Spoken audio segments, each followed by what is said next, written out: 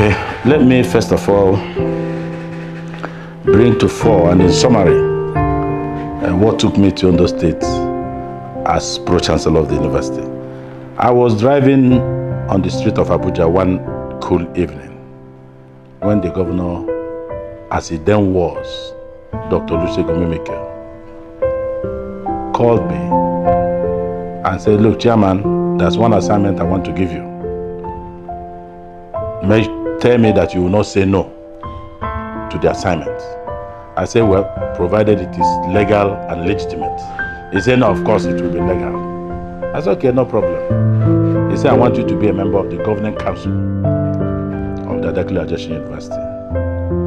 I said, okay. I know that university.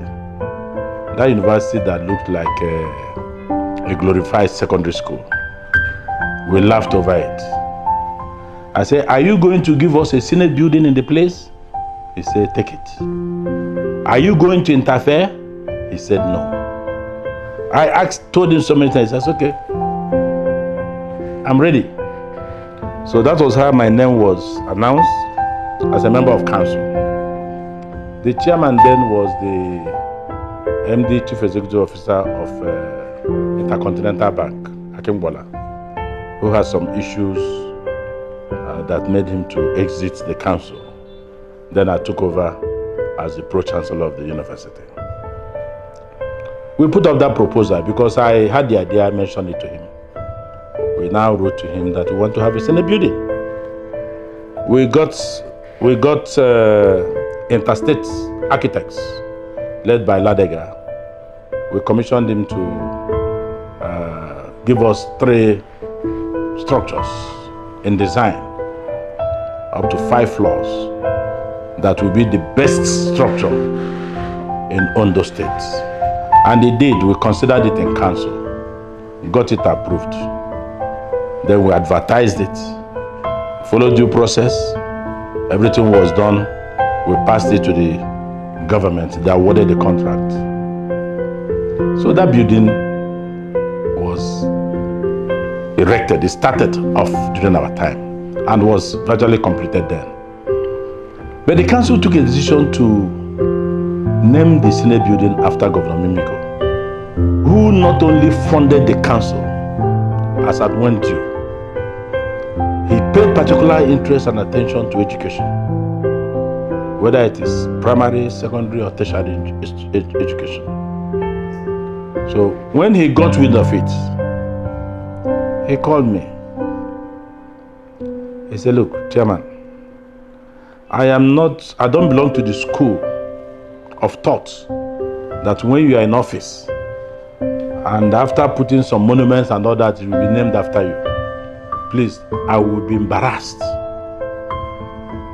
if your council should name the Senate building after me. Please drop that idea. When I leave, if they see that I've done something fine, if they don't see it, it won't bother me. So, because of his personal concern and his integrity as regards to certain things done in office, we dropped that. So the building continued in earnest. They continued, got to the 5th floor, finished it, and everything, furniture started. And we did not name it after him. So let me use this opportunity to thank and congratulate Barrister Akeredolu, Senior Advocate of Nigeria, the current governor of Ondo State, for recognizing and appreciating the work done by the administration of Governor Olusegun Mimiko. We had over 1,000 projects in the state. There is no community that did not feel the presence of Governor Mimiko, one way or the other. And for Governor Akeredolu to recognize that, I'm sure he entered the university and saw many projects we put in the university, courtesy of Dr. Olusegun Mimiko as governor. So he decided to say, look, I cannot be blind to these facts. I have to recognize it. And he says so. for the love and for having the vision towards a better Ondo State, I hereby name this Senate building after Dr. Olusegun Mimiko Senate building. So I will congratulate him. One, because they are not in the same political party. Two, because of the humanity in him. Most governors today in Nigeria will not recognize any good thing done by the predecessor in office, even when they are of the same party. But here is Akeredolu, San, here is Mimiko, from different political parties. And he said, well, you have done well. Today, I stand to tell you that Senate building that is, I'm not saying was, that is the architect of the brain of the council, stands tall today as the best building in the entire Ondo State. If you doubt it, go to Adekunle Adeosun University Akoko, go and have a look. And I'm proud of it, that thing happened when I was pro-chancellor, that came from across the Niger. It is unheard of. That will tell you the kind of person Mimiko is. It is not easy for the pro-chancellor of Imo State University to come from Abia, vice versa. It is not possible for the pro-chancellor of Enugu State University to come from Anambra, vice versa. Ditto in other states of Nigeria. But here was a governor, Dr. Mimiko, who had the political will, standing by the people, that went across the Niger to bring me to come and reverse the trend in that university, which we did satisfactorily.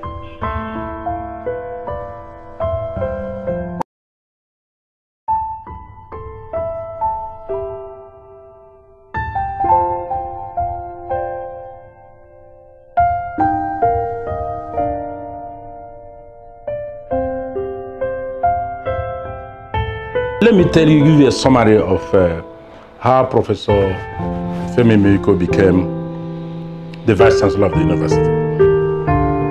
Before we came in 2009, the previous government of Agagu had conducted 2 interviews for a Vice Chancellor of the university at different times. Professor Femi Mimiko came first in all the interviews. He truncated it. The governor then truncated it when the recommendation got to him, because he's a brother to Governor Olusegun Mimiko, his arch rival, his contender to the office of the governor. And on those 2 occasions, Professor Femi Mimiko came first. He gave the second person a distant second. So when we came, we advertised for the positions. Professor Femi Mimiko was one of those that applied. They were shortlisted, about 15 of them, about 18 of them. I still have a copy of their reports with me. So we did interview, we brought people from NUC, different universities, other professors. We sat. The same brilliant Professor Mimiko came first. But before then, I don't know if Dr. Mimiko will like this. And I'm not trying to cause any trouble, but I have to say the truth. He called me. He said, Chairman, please, I don't want Femi to become Vice Chancellor. During my tenure, he can be Vice Chancellor of any other university, or even this university when I have gone. Because that was part of the problem we had with Agagu. I said, Your Excellency, you told me you will not interfere. He was shocked. I said, are you telling me if Femi comes first, I should fail him? He said, no, I'm not saying that. I said, okay, do you know solution to the problem? He said, no. Tell him to withdraw his application. And I left the government house.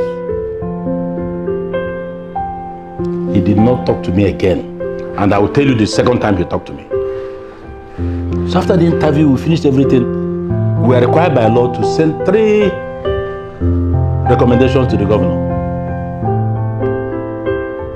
for him to pick one. And we sent 3 recommendations according to their scores. I think Femi made almost 80%. The next one was 50 something or so, and all that. Instead of the governor taking a decision as required by law, he took it to the state ESCO. So I was in this office when he called me. Chairman, Your Excellency, this one you called me this time. There's no problem. You're on speakerphone. We are in a state ESCO. You're on speakerphone. We have just received your recommendations on this Adekunle Ajasin University and all that, blah, blah, blah. I said, were you required to take it there? Because he was not obliged to do so. He was to choose from amongst the 3. He said, please. I said, okay. I started explaining. Questions started coming. I started explaining. By the time I spoke for about 2-3 minutes, all I had was clap all over the place.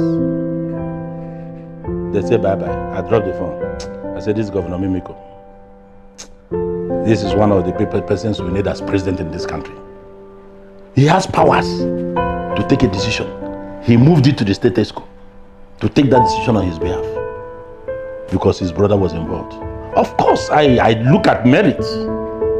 And now that will take me to why we were able to achieve all we did. This is one professor, a vice chancellor, that will wake up in the night and be visiting sites, will be doing things. And he did all sorts of things in the place. That's why you have all those structures all successful. Even uncompleted buildings in the place, we finished all.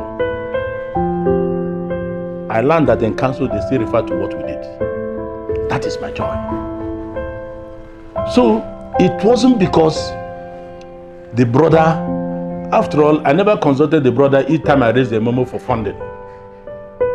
I was the one that took all the memos to him for one thing or the other. So, and he had given me another undertaking that he will not interfere, that he will give us enough building, amongst other things. So, that fear, as human beings, we look at it, this and that, but because Mimiko was a peculiar person. Mimiko was a special child who was loved by almost all. That time it was Iroko, Basibe, Basibe, Basibe. You know? So even if he had done wrong, the people of Ondo State would turn it to be the right thing to be done. But he never did any wrong to that extent. We're all infallible. So what I'm saying is, it has nothing to do with the prof. It was because the man brought into council people who were dedicated to doing the right thing. We were not distracted with other things. And I'm very happy with what I just happened. I'm very happy with the way they have recognized the work and honored him. And he has seen it with his eyes. The job in Adekunle Ajasin University, I am proud to say, the Adekunle Ajasin University Council, under my leadership as Pro-Chancellor, became a 21st century university, properly called. Adekunle Ajasin University is one of the best universities today in Nigeria. We made sure that only students who are ready to study were admitted. During the first year of my office, there were letters that came from different people, admission and all that. I called the Vice Chancellor. I said, look, we are here to do this job. See how this admission will go. When they pass through JAMB, of course, they take the post-UME. They were taking it. I said, if your cutoff is 50, I'm giving an example, and the highest is 60, start from 60 to take. If you get to your cutoff at 55, 56, stop. We cannot see 40 below. And we kept to it. So the students who were in the university were those brilliant students that were ready to study. I recall during the convocation, I pleaded, I begged the traditional institution, the powers that be, sorry, we could not give you admissions based on your letters. That was not what I was brought here to do. I want to leave a university that people will realize that, look, go there, graduation is 4 years and it will be 4 years. So when I finished, I thought they would be angry. They clapped. The following year, no letters came for admission. The other year, no letters came for admission. And we kept faith to our resolve. That's why today in Adekunle Ajasin University, I don't know what is happening there now.